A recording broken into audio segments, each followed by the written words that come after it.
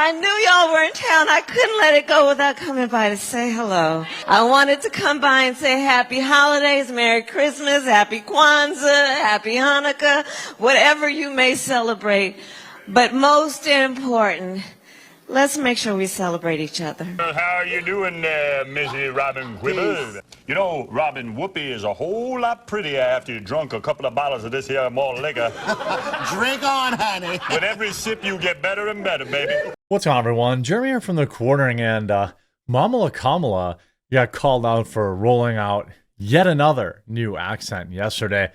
On top of getting called out from the Call Her Daddy, you know, the BJ podcast host or whatever, on raising questions around the $100,000 that was spent to put up a set and then take it down with cardboard walls, apparently. Sounds like some people out there are calling it money laundering. Now, I don't know. I'm sure this is probably just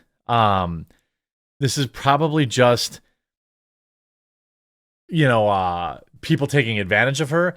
I know it's more expensive to put up a set and take it down quickly than it is maybe to build it the right way, but this is wild. On top of other humiliations for Kamala Harris. Also, great news, everyone out there. Leave a like on the video for this. This is the last ad you will see for the year about tailgates for Trump cookbooks. I know you've been sick of all the ads lately. I hear you. This is the last one you're going to see for this because I'm cutting off shipping because shipping is taking like 10, 11 business days at this point. I don't want to risk you not getting literally the perfect Christmas gift. These cookbooks have, almost 100 combined recipes that are all absolutely hilarious and meme-tastic. It's literally the perfect Christmas gift. Everything that is ordered through this weekend will ship Monday. It will get there by Christmas, but that's it. So if you are looking for a last-second gift or perhaps a perfect gift for the Trump lover in your family, the triggered lib, your office gift party, gift exchanges, white elephant gifts, this is literally the perfect gift. Pick it up. Plus, bonus, the recipes are actually delicious. If you want the bundle, it's discounted. That's it. So order it today. You will get it for Christmas. I don't feel good putting it on sale past Sunday. So make sure you order it. Tailgatesnumber4trump.com/store. Link in the description below. Let's listen to Kamala Harris's new accent. I knew y'all were in town. I couldn't let it go without coming by to say hello. Y'all. To say thank you to everyone. Is that a lot of California? Does that sound like California to you? Here, all of these extraordinary leaders. I wanted to come by and say happy holidays, Merry Christmas, Happy Kwanzaa, Happy Hanukkah, whatever you may celebrate. But most She's drunk again. Let's make sure we celebrate each other.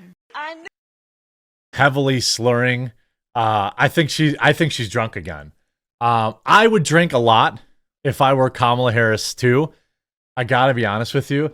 Like, I'm not gonna hold that against people. Like, that's it. I definitely would be drunk every day if I were her too. But like, this is absolutely wild, rolling out a brand new accent. Now, also the bigger story, Call Her Daddy podcast host blasts Kamala Harris for spending $100,000 on cardboard set. With over $1 billion, that's just nowhere to be seen. It seems like the Kamala Harris presidential campaign was a massive money laundering scheme with some extra maniacal, cackling, and creepy husbands thrown in.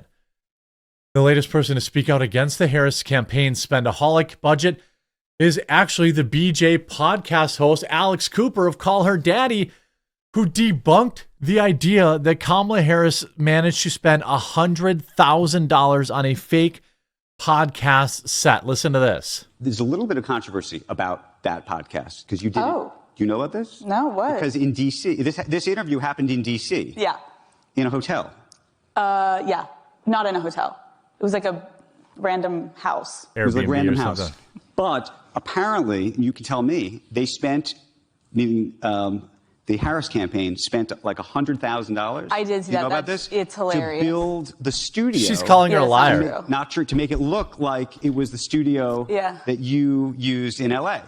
My studio that is gorgeous in Los Angeles doesn't even cost 6 figures. So I don't know how cardboard walls could cost 6 figures, but But do you think they?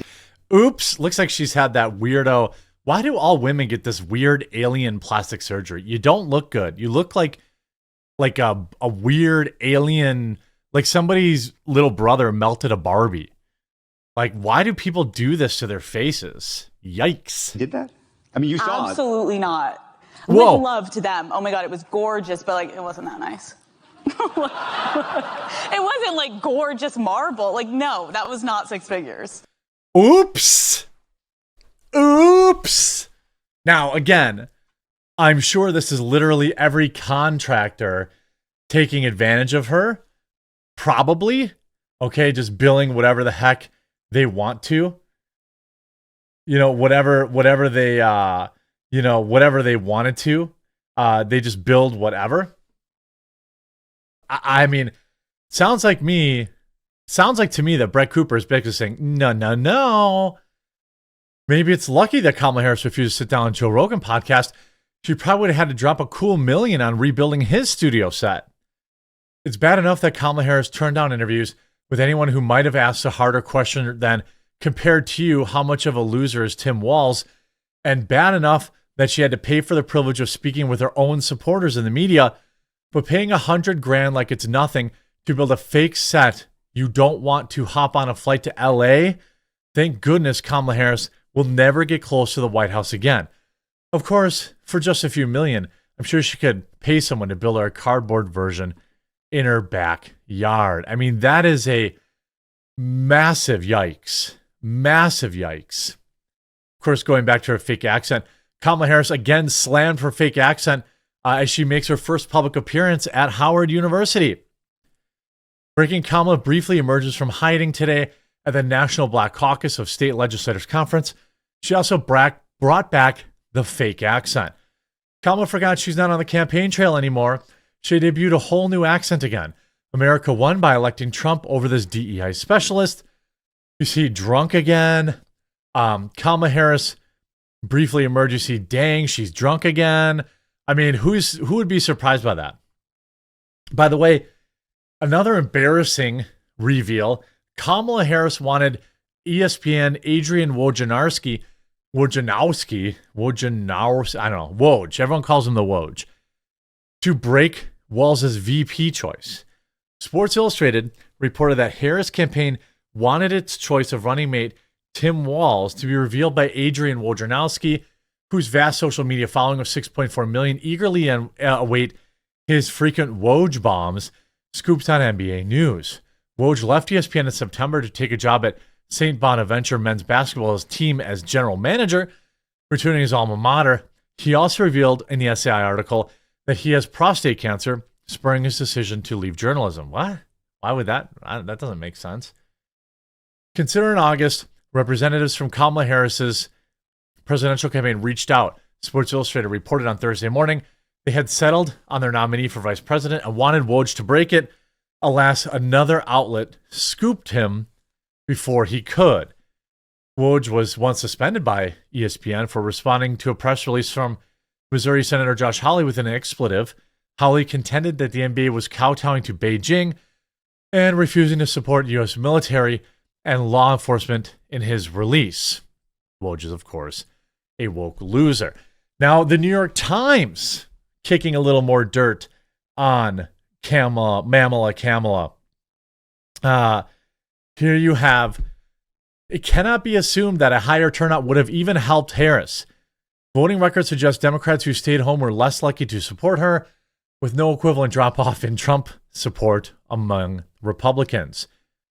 If you've been reading post-election coverage, you've probably seen that one of the big takeaways so far is in counties across the country, Kamala Harris won fewer votes than Joe Biden did 4 years ago.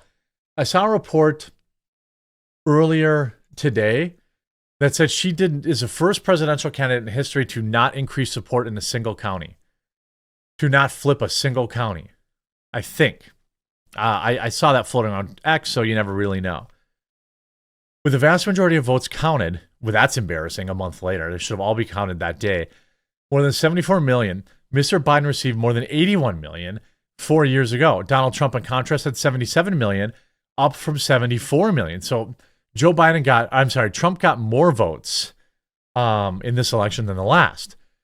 The drop-off in Democratic vote tallies was largest in big cities. Well, gee, I wonder why that is. It's because they didn't have them locked down. That's why Joe Biden got 81 million scoops of ice cream. This is 81 million scoops of ice cream when you can go door to door and collect each scoop. It's tempting to conclude that Democrats simply didn't turn out this year and that Ms. Harris might have won if they had voted in numbers they did 4 years ago. The interpretation is a mistake. For one, the story does not apply to battleground states where turnout was much higher. In all 7 battleground states, Mr. Trump won more votes than Mr. Biden did 4 years ago, meaning he would have beat him in all those states 4 years ago as well. Even vote, head to head. More important is it's wrong to assume that the voters who stayed home would have backed Ms. Harris even if they had been dragged to the polls or locked down again. It might not have meaningfully helped her. How is that possible? Well, it's because a low turnout among traditionally Democratic-leaning groups, especially non-white voters, was a reflection of lower support for Ms. Harris. Millions of Democrats soured on the party and stayed home, reluctantly came back to Ms. Harris, or even made the leap to Mr. Trump. If those who had stayed home had voted, it would not have been an enormous help to Ms. Harris, based on the Times Siena polling linked to validated records of who did and who didn't vote. Meaning, if those people would have turned out, she would have lost even more bigly. Just another day I hope that this woman just goes away now. She can go get a $10 million a year job at some HBCU college and cackle away for the rest of her days. But she's never going to see the White House again after January 20th, and I couldn't be happier. This woman would have stole all of our money, far worse than Joe Biden ever would have. I hope you enjoyed this video. Again, last time, remind you, tailgatesfortrump.com/store.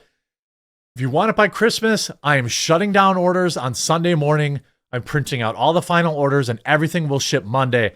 This is it. This is the last chance. So if you want it, by Christmas, get it. Of course, I'll put them on a sale again, maybe in spring sometime when we have a new Tailgates for Trump drink recipe book, which is what I think is going to be cool. But that's way further down the road. So no more ads for that. I'm sure you'll like to hear that. We'll talk to you again real soon.